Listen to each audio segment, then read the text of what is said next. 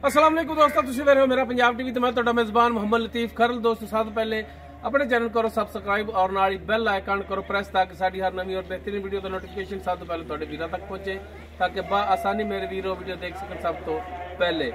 दोस्तों रोजाना तरह आज तुहाडा वीर तुहाडे वास्ते एक ताज़ा सुई माई दी वीडियो लैके हाजिर है। इंशाअल्लाह उम्मीद करांगे वीरां साडी आज दी वीडियो भी पसंद आवेगी और इंशाअल्लाह जिहड़ी मझ वीरां दिखावांगे वो भी पसंद आवेगी। लोकेशन साडी तहसील आरीवाला, जिला पाकफतह शरीफ आरीवाला तकरीबन 14 तो 15 किलोमीटर के फासले ते असीं इस टाइम मौजूद हाँ। मझ वीरां दिखाने आ, बाकी गल्लां जिहड़ियां करांगे मालकां नाल, गारंटियां और तसल्लियां ला के मालकां तो जनाब करो कैमरे की नज़र मझ। जी दोस्तों मुकम्मल मझ का कद जिहड़ा वीरां दे सामने कैमरे की नज़र है, वीर देख सकते हैं बिल्कुल ताज़ा सूई है। पिछे इसदे जिहड़ा माशाअल्लाह कट्टी है वीरां दे सामने, माशाअल्लाह कट्टी बड़ी सोहनी दित्ती।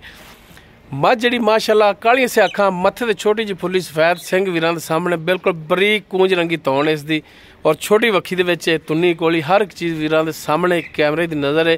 पैरां दी मझ माशाअल्लाह साफ सुथरी है, मुकम्मल इसका पुट्ठा कैमरे की नज़र वीर देख सकते हैं। माशाअल्लाह गिट्ठ तो ज़्यादा खुड्डा और माशाअल्लाह थान बड़ा सोहना लग्या है, मुठ पर थान और माशाअल्लाह विरलां ते थान लग्या है। इनू जनाब कढो ना बाहर, इधर माड़ा जा टोर के दिखाओ।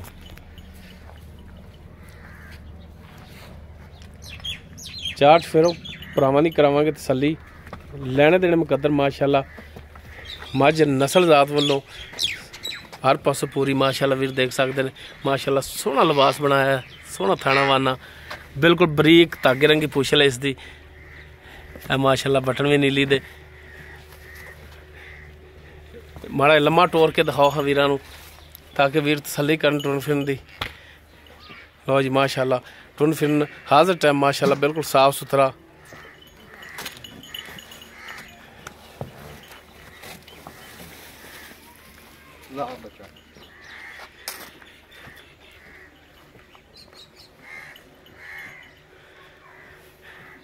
बाकी इनका की हिसाब किताब है ये सारियां गल्लां होणगियां मालकां नाल। लो जी माशाअल्लाह वंडा थणा दियां वीर देख सकते हैं, बड़ियां सोहणियां वंडा ने, कला कला थण खड़ा है, चार चफेरो ही वंडा ने थणा दियां।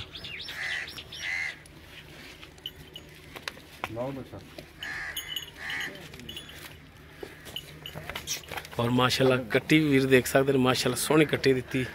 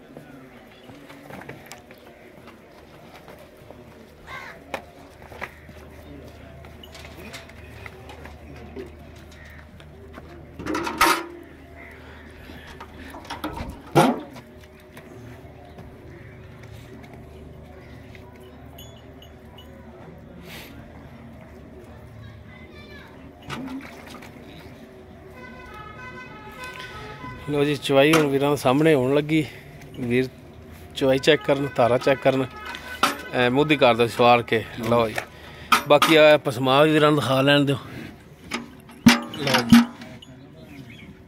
हाँ जी हम दूजे हथ नाल माड़ा अखियाई कर लो, सारे थना धारा कट के दिखाया, दूजे हथ नाल कोई उल्ला ना हो। ठीक हो गया। लो जी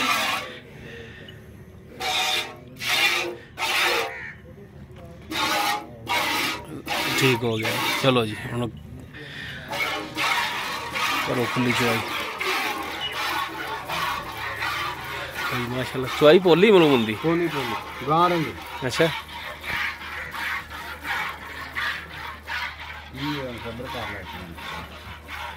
लो जी माशाल्लाह वीर चेक करन चवाई।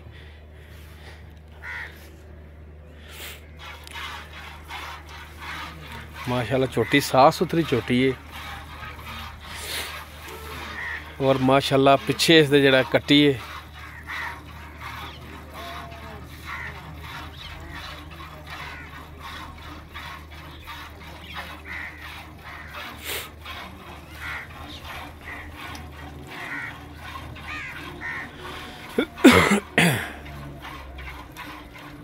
और माशाल्लाह है भी सील साऊ।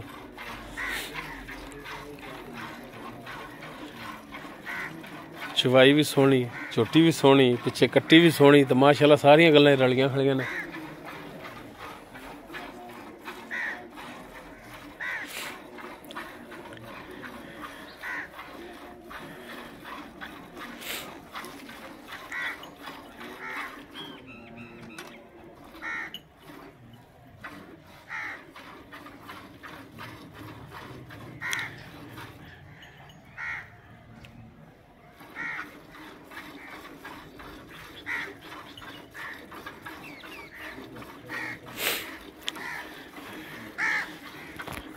चवाई चेक करना माशाल्लाह सोहनी चवाई है इसकी। डरदी तो नहीं परले पासे जांदा रहा।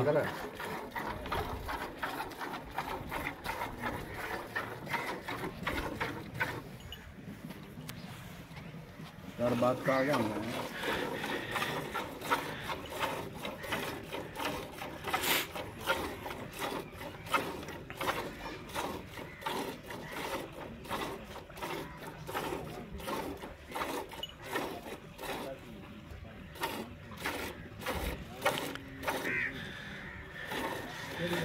थाना तारा वध कट दा रोला तो नहीं है? नहीं जी वध घट होया अपनी होनी तेरी होनी अपनी अपनी। ठीक हो गया हाँ ठीक है।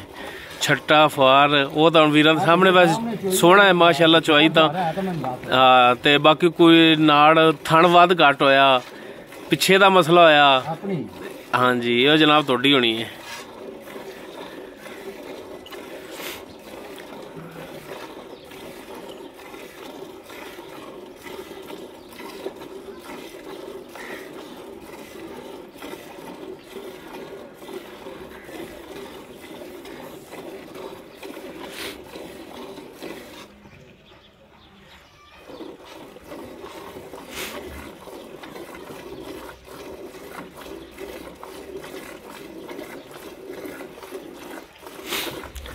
लो माशाल्लाह बड़ी मिठी चोटी है।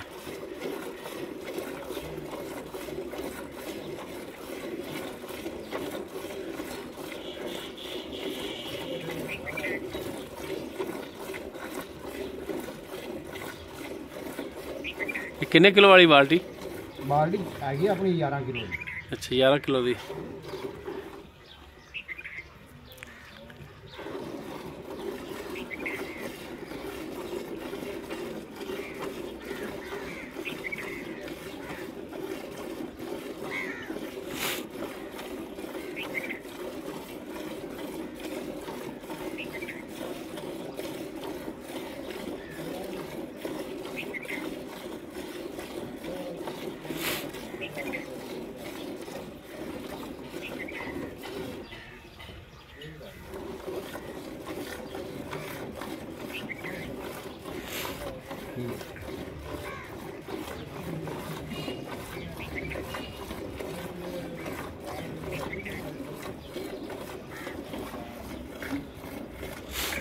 चवाई भाई दी एवें जिवें बंदा टूरी गड्डी च बैठ जा। ठीक है हाँ ये हथ आप बदली जाने भी खाण दे विच वाधा घाटा नहीं वो समझने आ भी हथ बदल के चवाई करनी पैंदी कि तारा बराबर रवन। चवाई करदी इदां हुंदे ने क्योंकि एक हथ नाल चोई जाइए सज्जे हथ ते खब्बे हथ दी चवाई च जेड़ा ना फर्क पै जांदा है।